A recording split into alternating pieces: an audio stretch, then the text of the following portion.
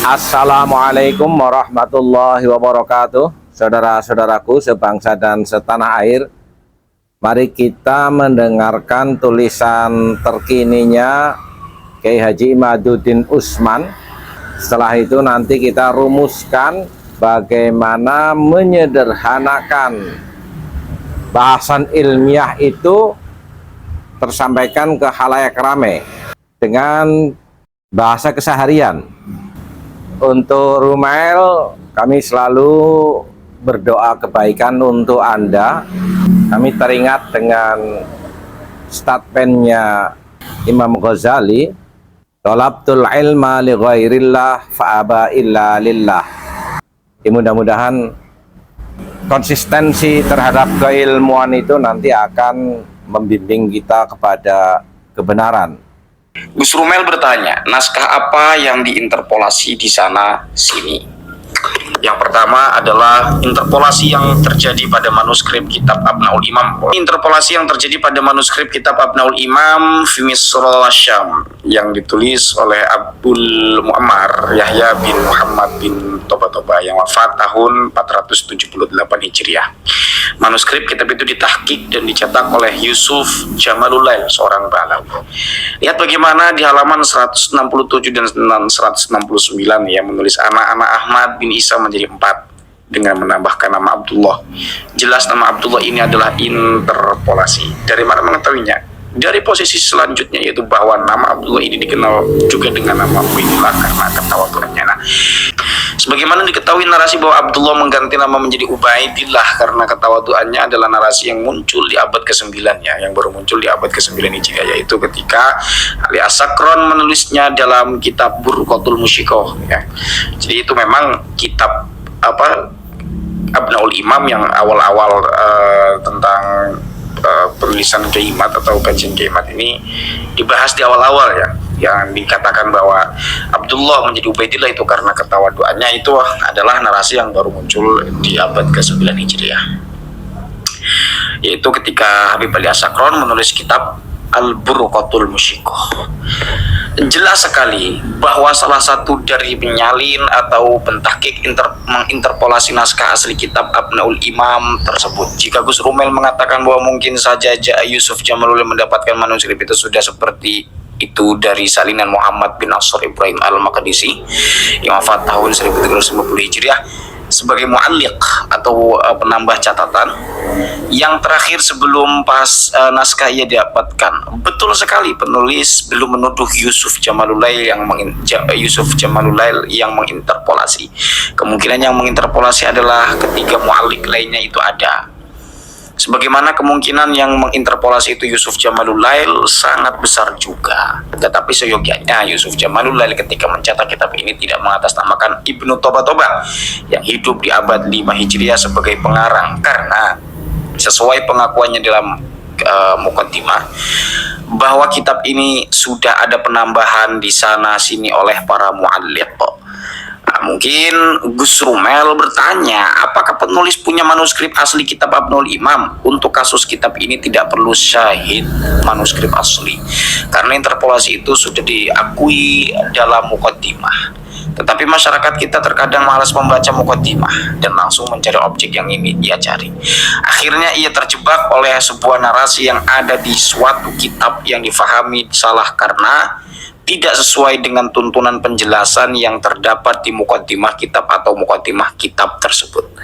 Judul yang besar dalam versi cetak yang mengesankan kitab tersebut karya Ibnu Toba dapat mengecoh pembaca awam yang membaca tanpa pisau analisis, bahkan sekelas doktor seperti Pak Fakhrur Raji, pengurus PBNU saja mengutip kitab ini dengan menyatakan ini kitab abad 5 Hijriah. Nah, padahal kitabnya Abnaul Imam itu memang kitab sudah ditahqiq kok.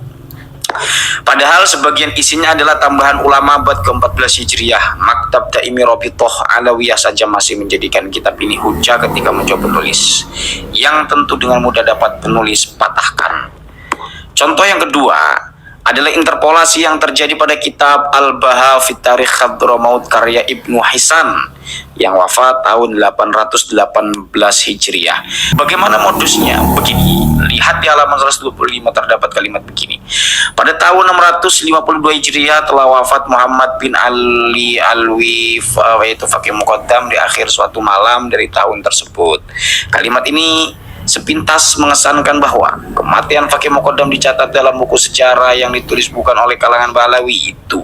Tetapi jika diperhatikan seksama, di sana ada 2 buah angka footnote, yaitu angka pertama setelah dibaca footnote-nya berbunyi bahwa naskahnya berulang, artinya kalimat dalam manuskrip itu sebenarnya tidak bisa dibaca. Nah, angka footnote kedua menunjukkan bahwa kalimat dalam versi cetak itu diambil dari kitab Al-Ghurrar tahun 1960 Hijriah dan Al-Mashra'ur Rawi ya, tahun 1093 Hijriah, abad 10 dan 11 Hijriah, yang keduanya karya Balawi. Jadi kalimat di atas menunjukkan bahwa kematian Faqih Muqaddam dicatat dalam kitab Ibnu Hisan itu sebenarnya hanya perkiraan saja, karena dalam manuskrip aslinya nama Faqih Muqaddam tidak tercatat. Catatan itu diambil dari kitab lainnya, yaitu kitab Al-Ghurrar dan Al-Mashra'ur Rawi ya.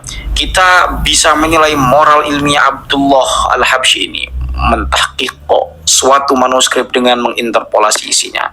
Jika pembaca tidak mempunyai kejelian dalam membaca, maka akan terkesan bahwa kalimat yang menyatakan bahwa Faqih Muqaddam itu kematiannya tercatat oleh kitab non-Balawi itu benar, padahal kalimat itu tidak bisa atau tidak ada dalam manuskrip aslinya.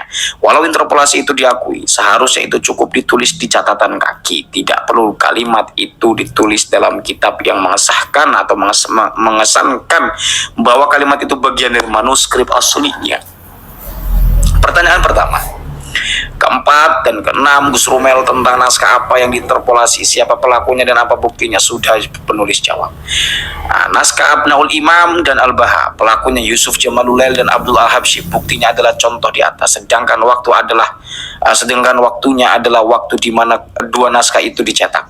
Penulis kira contoh interpolasi itu cukup 2 saja, walau sebenarnya pola semacam itu sepertinya bagian dominan dari gaya pentahkikan sejarawan Ba'alawi dalam mempertahankan nasabnya. Pertanyaan Gus Rumel yang kedua adalah naskah apa yang disembunyikan? Naskah yang disembunyikan adalah naskah dari kitab Tahdzibul Ansab dan Al-Majdi yang dikutip oleh Alwi bin Thahir Al-Haddad dalam Uqudul Almas. Tetapi manuskrip itu tidak ia sampaikan ke publik atau tidak ia cetak ya.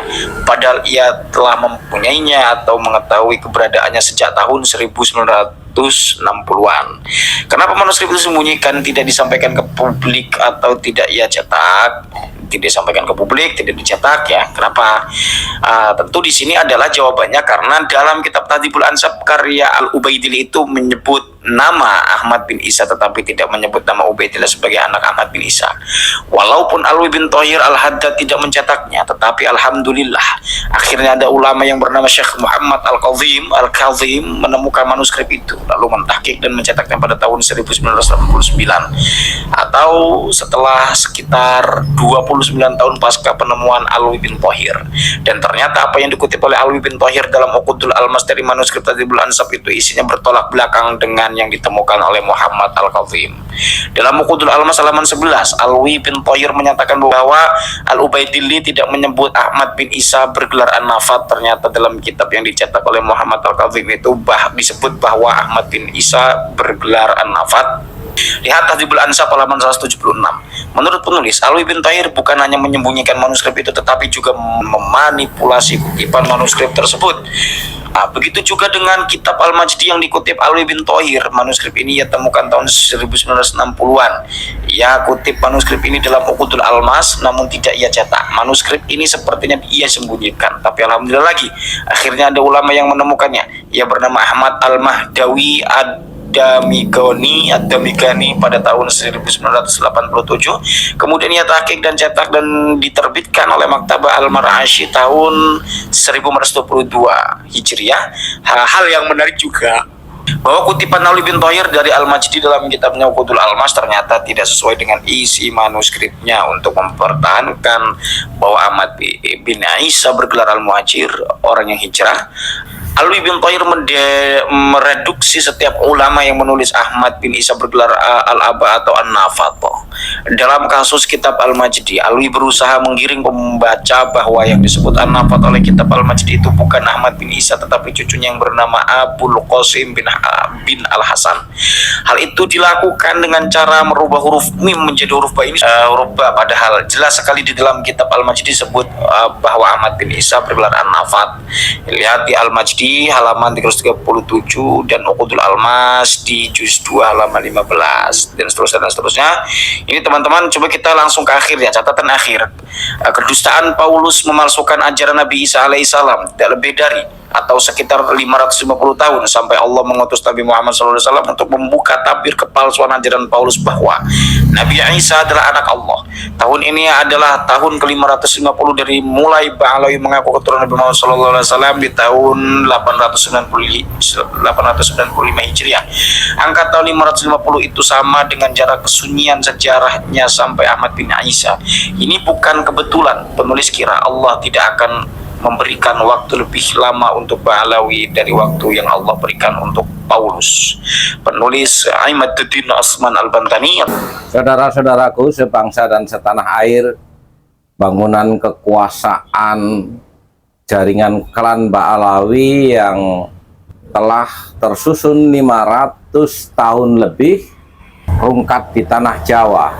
Semuanya terdiam, tidak bisa mengelak dari keterbongkarnya kepalsuan ajaran, kepalsuan klaim mereka sebagai keturunan Nabi Muhammad SAW oleh tesisnya Kiai Haji Imaduddin Usman. Ada 3 tanah wingit di dunia ini. Yang pertama adalah Mekah, yang kedua adalah Palestina, yang ketiga adalah tanah Jawa. Kapan-kapan kita bicarakan secara spesifik mengenai hal ini. Bersiaplah. Walakum minkum. Wassalamualaikum warahmatullahi wabarakatuh.